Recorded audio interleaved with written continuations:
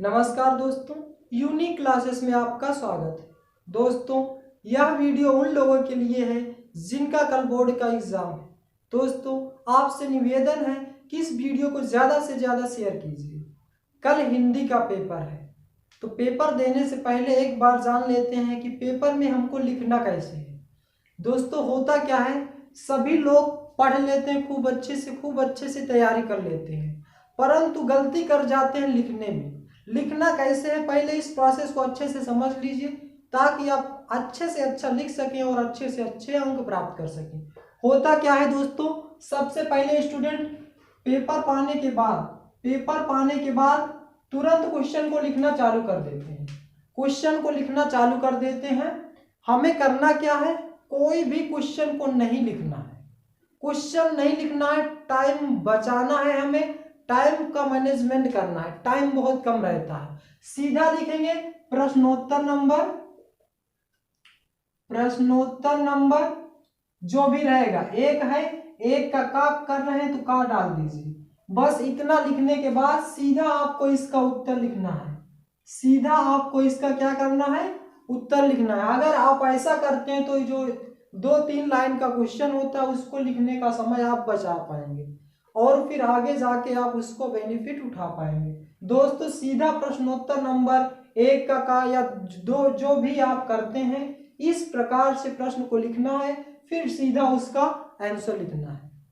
सीधा उसका क्या करना है, आंसर लिखना। कोई भी क्वेश्चन नहीं उतारना है, इसका कोई दिक्कत नहीं है, कोई नंबर नहीं कटने वाला है, पूरा नंबर मिलता है। और जब कोई, जैसे कम से कम सभी लोगों को 6 जीवन परिचय याद होने चाहिए। 6, 3 गद्य के और 3 पद्य के। 3 गद्य के याद होने चाहिए और 3 कम से कम पद्य के। दोस्तों, समय बहुत कम है, इसलिए अगर आपको केवल 2 याद है तो तीसरा याद करने के लिए किसी भी लेखक का क्या करिए, जन्म याद कर लीजिए, कब हुआ था, उनके पिता का नाम याद कर लीजिए, माता का नाम याद कर लीजिए, शिक्षा क्या थी उनकी, और उनकी मृत्यु, और उनकी रचनाएं याद कर लीजिए। किसी भी एक लेखक का 2 तो याद ही होगा, या जिनको अभी तीसरा नहीं याद तो कम से कम 3 गद्य में और 3 पद्य में जीवन परिचय याद कीजिए और बस इतने पॉइंट याद कर लीजिए। उसके बाद लिखना क्या है, जैसे हम आचार्य रामचंद्र शुक्ल का जीवन परिचय लिख रहे हैं तो सीधा बना के लिखेंगे।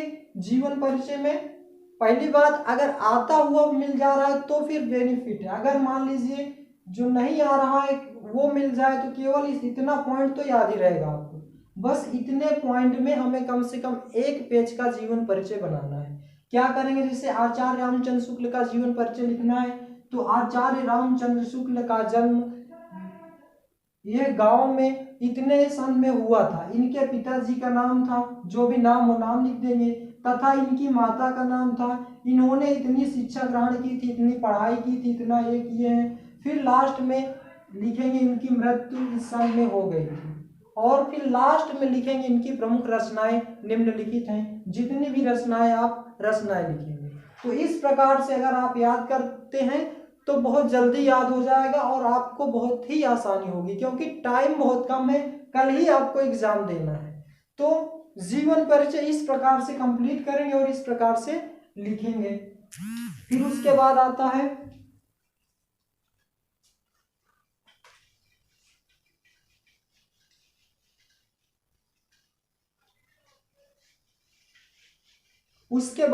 है व्याख्या लिखने को आता है एग्जाम में। व्याख्या कैसे लिखेंगे, पहले डालेंगे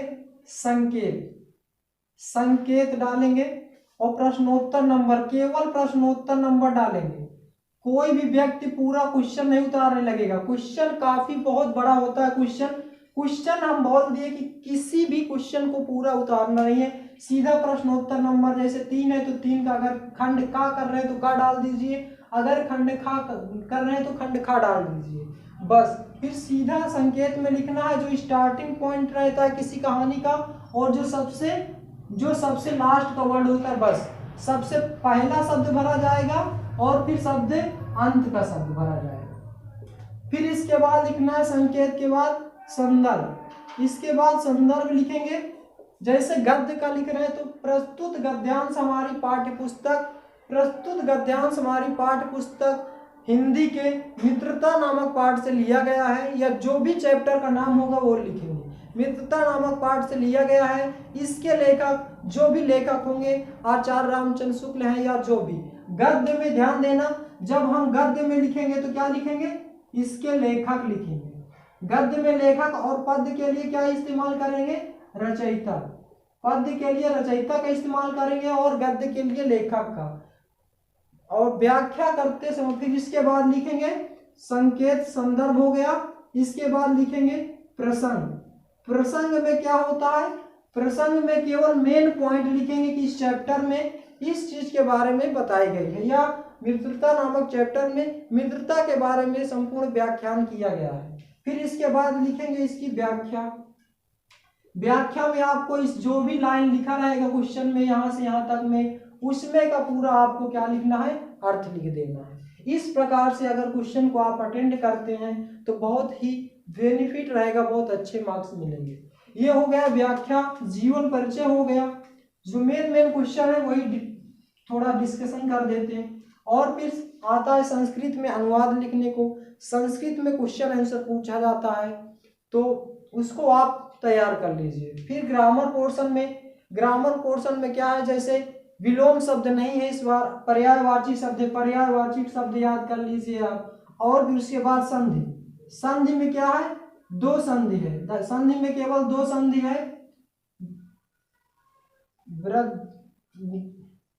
यण संधि और अयादि संधि।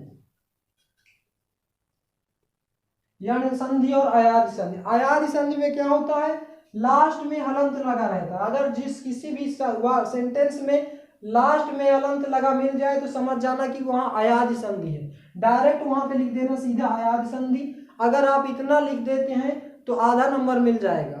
आधा नंबर का होता है और आधा इसमें का संधि विच्छेद करने का आता है।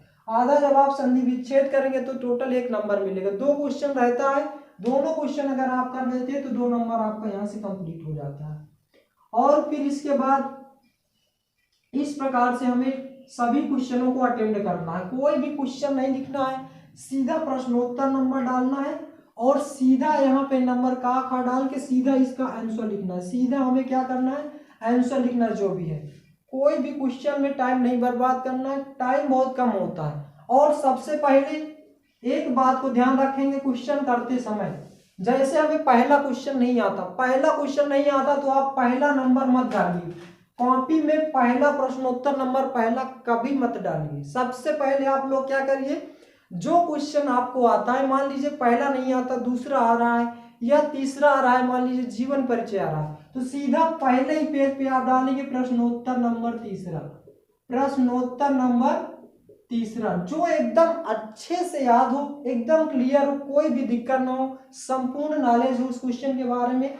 सबसे पहले आप उस क्वेश्चन को डालेंगे, फिर उसका आंसर लिखेंगे। इससे क्या होगा, एग्जामिनर हमारा क्या करता है, पहला पेज खोलता है, अगर उसको अच्छी राइटिंग और अच्छा आंसर मिल गया तो उसी पे बेस पे वो आगे कॉपी चेक करता है। लेकिन अगर स्टार्टिंग में ही उसको काटा पीटा मिल गया या सही क्वेश्चन आप नहीं कर रहे हैं, तब फिर एग्जामिनर का माइंड डाइवर्ट हो जाता है, फिर वो आपकी कॉपी में विशेष ध्यान नहीं देता, फिर जिससे आपको नंबर अच्छे नहीं मिलते। तो सबसे पहले क्या करना है, जो क्वेश्चन हमें अच्छे से क्लियर है उस क्वेश्चन नंबर डालेंगे, सीधा क्वेश्चन नंबर डालेंगे और उसका आंसर लिखना चालू कर देंगे।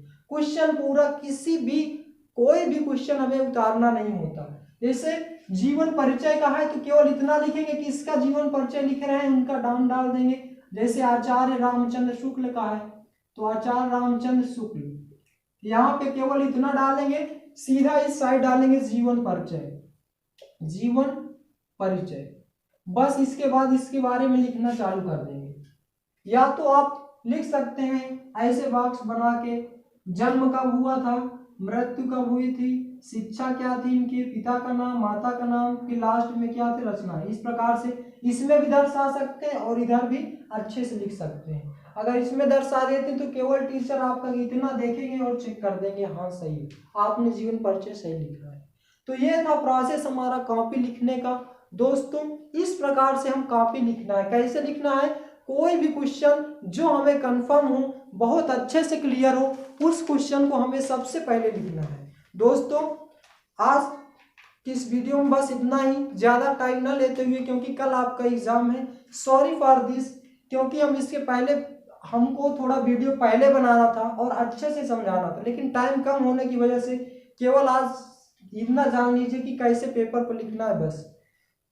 और कल के एग्जामिनेशन के लिए ऑल द बेस्ट। आशा करते हैं दोस्त कि आप लोग अपने माता पिता की उम्मीद से ज़्यादा अंक ला करके कक्षा में प्रथम अंक से उत्तीर्ण हो और अपने माता पिता के सपनों को साकार करें। Thanks for watching my video. जय हिंद, जय भारत। और नेक्स्ट सब्जेक्ट के वीडियो हम लोग उससे पहले अपलोड करेंगे जिसमें गैप होगा। तो दोस्तों जय हिंद, जय भारत।